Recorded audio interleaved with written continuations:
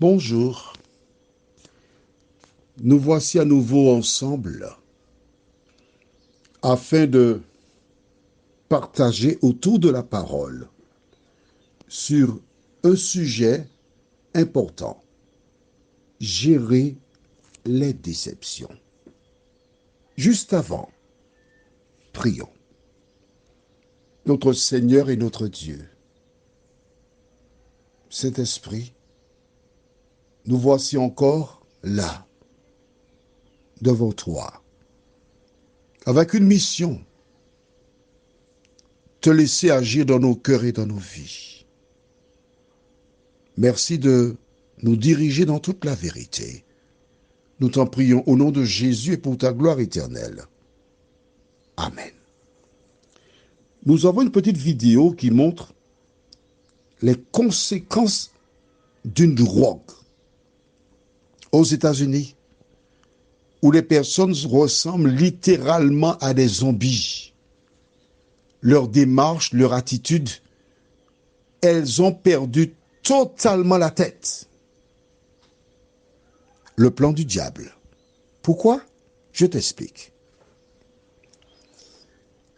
Le monde est engagé dans une guerre. En effet, des politiciens réalisent que, avec l'explosion de la démographie, que la Terre ne pourra pas produire pour nourrir tout le monde. Il n'y aura pas de logement, il n'y aura pas de travail, il n'y aura pas d'argent, et cela débouchera sur une guerre.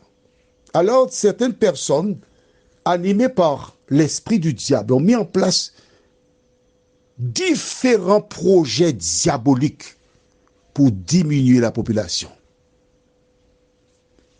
Ces personnes qui ont ingurgité ce produit, sont-elles récupérables? Certainement pas. Au contraire, la famille suppliera, demandant à l'État, s'il vous plaît, tuez-les, tuez-les, tuez-les. Le grand gagnant, c'est le diable, parce que c'est ce qu'il désire. Que grand nombre de personnes perdent la vie sans avoir fait la paix avec Dieu. Vois-tu, il a une pléiade de pièges. Dans quel piège te tient-il? Nous verrons ça bientôt. Alors, tu te rappelles ce que nous avons vu hier? Qu'as-tu fait? As-tu tenu la main de ta compagne? As-tu posé ta tête au creux de son épaule pour apposer délicatement tes lèvres sur son cou et lui murmurer à l'oreille, mon amour, merci d'être là pour moi. Bon, maintenant, si ce n'est pas le cas, il ne faut pas dire ça. Hein. Il ne va pas lui dire non plus, quand vas-tu mourir? Non, on ne veut pas ça, ce n'est pas gentil du tout. Revenons donc sur la gestion des conflits ou gérer les déceptions. Ces personnes qui se sont droguées, que tu viens de voir dans la vidéo, pourquoi font-elles cela? Certains ont perdu un emploi, d'autres ont perdu l'élu de leur cœur, et aux Antilles, on appelle ça avoir un gros poil. Et les personnes se tournent vers soit l'alcool, la cigarette, la drogue, etc. Mais il y a une chose que tu dois savoir, que nous lirons dans le livre de 1 Corinthiens, chapitre 6, versets 19 et 20. 1 Corinthiens 6, versets 19 et 20 déclare: ne savez-vous pas que votre corps est le temple du Saint-Esprit qui est en vous, que vous avez reçu de Dieu et que vous ne vous appartenez point à vous-même, car vous avez été rachetés à un grand prix. Glorifiez donc Dieu dans votre corps et dans votre esprit qui appartiennent à Dieu. Ton corps, oui, c'est la propriété de Dieu. C'est lui qui t'a tissé dans le sein de ta mère. C'est lui qui a permis que tu te développes dans ce sein et qu'il vienne un jour au monde. C'est lui qui jusqu'à présent a pourvu à tous tes besoins. Alors certaines personnes déclarent, j'ai fait. Tu n'as rien fait. Dieu a fait à travers toi. Ton corps est le temple du Saint-Esprit. Quand tu es consciente ou conscient que le Saint-Esprit habite en toi, tu ne dis pas n'importe quoi, tu ne fais pas n'importe quoi, mais tu rends gloire à Dieu dans ta vie. Est-ce que c'est clair pour toi? Allons maintenant dans le livre de 1 Corinthiens chapitre 3, versets 16 et 17. Nous lisons, « Ne savez-vous pas que vous êtes le temple de Dieu et que l'Esprit de Dieu habite en vous? Si quelqu'un détruit le temple de Dieu, Dieu le détruira, car le temple de Dieu est saint et c'est ce que vous êtes. » Tu as entendu ça? Bon, en même temps, tu lisais avec moi. Donc tu as vu aussi. Je ne te raconte pas d'histoire. Si quelqu'un détruit le temple de Dieu, Dieu le détruira, car le temple de Dieu est saint. Tu es un saint. C'est ce que dit la Bible. Hein? Le saint, ce n'est pas celui qui est mort. Hein? Mais non. Il t'a dit, le temple est saint et c'est toi qui es le temple. Attention, il y a des conditions à remplir pour que le Saint-Esprit soit en toi. Marque dans le cahier. Acte 2, verset 37. Le jour de la Pentecôte, acte 2, versets 37 et 38. Voici le Saint-Esprit qui est descendu sur les apôtres. Je voudrais réconcilier l'enseignement de la Bible avec ce que disent des gens. Jésus étant mort lors du week-end pascal, un grand nombre d'Hébreux venant du monde entier se trouvaient à Jérusalem pour la Pâque et restaient jusqu'à la Pentecôte, 40 jours après la Pâque. Jésus, le sachant, a demandé à ses disciples de commencer à prêcher l'évangile à Jérusalem. Pourquoi? Parce que ces personnes qui venaient de différents horizons partiraient à leur domicile et proclameraient l'évangile. Est-ce que c'est bien clair pour toi? Exemple, il y avait des personnes qui venaient de Martinique, de Trinidad et Tobago, du Venezuela et d'autres pays de la Caraïbe. Le Saint-Esprit, lorsqu'il est descendu sur les apôtres, ces derniers ont parlé en langue, afin que ces personnes des différentes nationalités entendent, comprennent et acceptent Jésus pour sauveur. Du reste, quand tu lis le livre, acte 2, verset 1 jusqu'au verset 12, tu vois bien qu'ils disent, comment pouvons-nous, ils sont tous d'ici, mais comment pouvons-nous les entendre dans notre langue maternelle, c'est-à-dire le lieu où nous sommes nés? On est d'accord? Alors si tu passes quelque part, tu entends des gens parler, ils ne savent pas ce qu'ils disent, ils ne comprennent pas ce qu'ils disent, ce n'est pas parler en langue. C'est tout ce que tu veux, sauf parler en langue. Parler en langue, c'est énoncer les choses qui peuvent être entendues et comprises par d'autres personnes. C'est bon? C'est clair pour toi? Bien. Lorsque ces personnes entendirent ce que Pierre et les apôtres déclarèrent, que dirent-ils? Verset 37.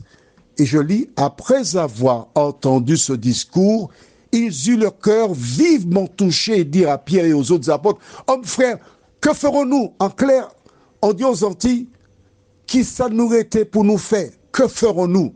Parce qu'ils ont compris l'explication de Pierre qui indiquait que le Messie qu'on attendait, c'était Jésus. Alors Pierre leur répondit au verset 38, repentez-vous, c'est-à-dire reconnaissez que votre vie n'a pas été conforme. Et que chacun de vous là, qui avait entendu, qui avait compris, soit baptisé au nom de Jésus pour le pardon de vos péchés, et vous recevrez le don du Saint-Esprit. C'est à ce moment que ton corps devient le temple du Saint-Esprit. Une fois que tu es devenu le temple de cet esprit, tu dois faire attention pour ne rien égurgiter qui détruira le temple de cet esprit. Est-ce que c'est clair pour toi? Alors, il y a la petite boîte là, tu sais, merci, de cigarettes. C'est marqué dessus, fumez-tu. Et on te montre des images des conséquences de la cigarette. Ouais. Est-ce qu'une personne qui est née de nouveau peut s'adonner au tabagisme à la lumière de ce que tu as lu? Non. La bouteille, c'est marqué dessus ce que ça fait à l'organisme. Est-ce que?